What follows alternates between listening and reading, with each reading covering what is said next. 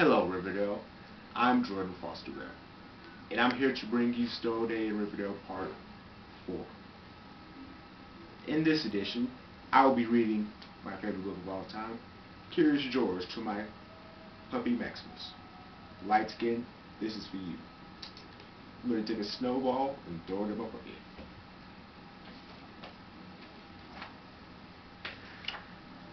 This is George. He lived in Africa. He was a good little monkey and always very curious. One day George saw a man. He had on a large yellow straw hat. The man saw George too. What a nice little monkey, he thought. I would like to take him home with me. He put his hat on the ground, and of course George was curious. He came down from the tree and took the large yellow hat. The hat had been on the man's head. George thought it would be nice to have it on his own head. He picked it up and put it on. The hat covered George's head. He couldn't see. The man picked him up quickly and popped him into a bag. George was caught. The man with the big yellow hat put George into a little boat, and the sailor rowed them both across the water to a big ship. George was sad, but he was still a little curious.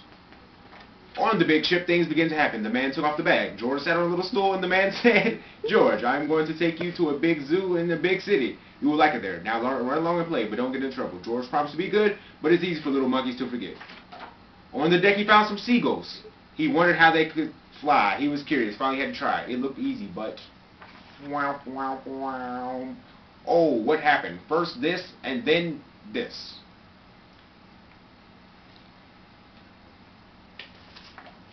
"Where is George?" The sailors looked and looked. At last they saw him struggling in the water and almost tired out. "Man overboard!" the sailors cried as they threw him a lifebelt.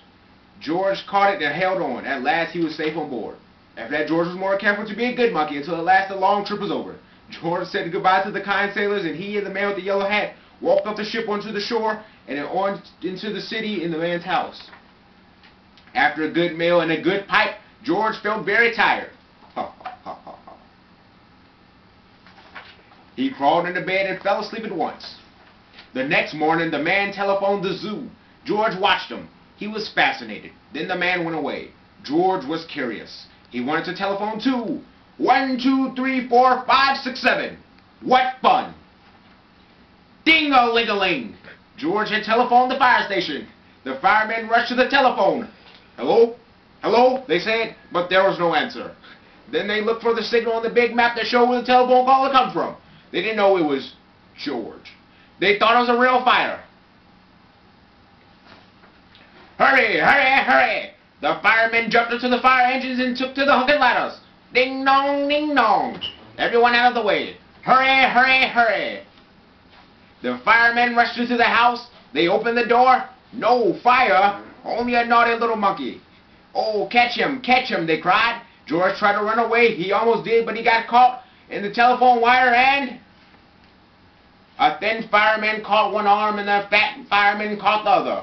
"You fooled the fire department," they said. "We will have to shut you up where you can't do any more harm." They took him away and shut him in a prison. George wanted to get out. He climbed up to the window to try the bars. Just then the watchman came in. He got on the wooden bed to catch George, but he was too big and heavy. The bed tipped up, the watchman fell over, and quick as lightning George ran out through the open door. He hurried through the building and out into the roof, and then he was lucky to be a monkey. Out he walked onto the telephone wires. Quickly and quietly over the guard's head, George walked away. He was free. Down in the street outside the prison wall stood a balloon man. A little girl bought a balloon for her brother. George watched. He was curious again. He felt he must have a bright red balloon. He reached over and tried to help himself, but instead of one balloon, the whole bunch broke loose. In an instant, the wind whisked them all away, and with them went George, holding tight with both hands. Up he sailed, higher and higher. The houses looked like toy houses, and the people looked like dolls. George was fighting. He held on very tight. At first, the wind blew in great gusts, then it quieted. Finally, it stopped blowing altogether. George was very tired. Down he went bump onto the top of a traffic light. Everyone was surprised. The traffic got all mixed up. George didn't know what to do. And then he heard someone call, "George." He looked down and saw his friend, the man with the big yellow hat. "Puppy." George was very happy. The man was happy too. George slid down the post, and the man with the big yellow hat put him under his arm. Then he paid the balloon man for all the balloons. And then George and the man climbed into the car, and at last away they went. To the zoo. What a nice place for George to live. The end. So, I just want y'all to remember, Riverdale, stay classy. And Elmo